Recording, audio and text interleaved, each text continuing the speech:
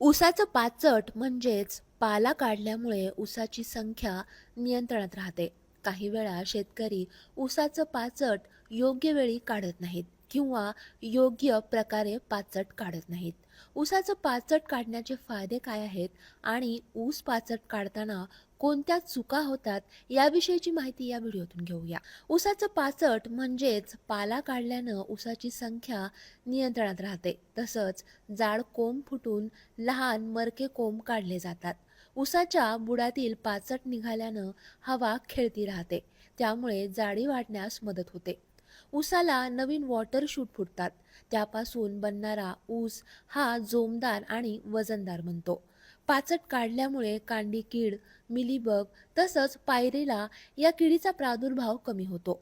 योग्य वयातच आपण बुडातील कोवळा वाढलेला पाला काढतो, त्यामुळे तो लगेच कुजून जातो. त्यामुळे जमिनीत सेंद्रिय घटक ॲड केले जातात.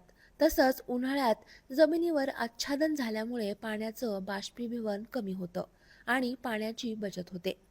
पाचट आच्छादन केल्यामुळे तणांचा प्रादुर्भावही कमी होतो. पाचट काढून जमिनीवर आच्छादन केल्यामुळे जमिनीचं तापमान नियंत्रित ठेवण्यास मदत होते.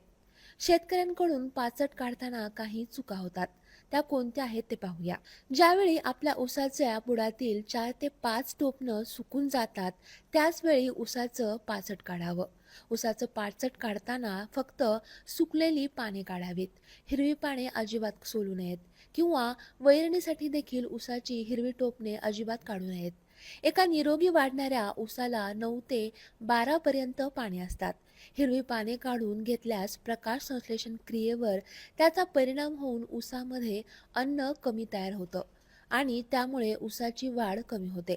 एकदा ऊसाचं पाचट काढल्यानंतर शक्यतो वैरणीसाठी हिरवी टोपणं अजिबात काढू नयेत. अशा प्रकारे ऊसाचं पाचट काढताना काळजी घेतल्यास ऊसाचं पाचट काढण्याचा चांगला फायदा मिळतो.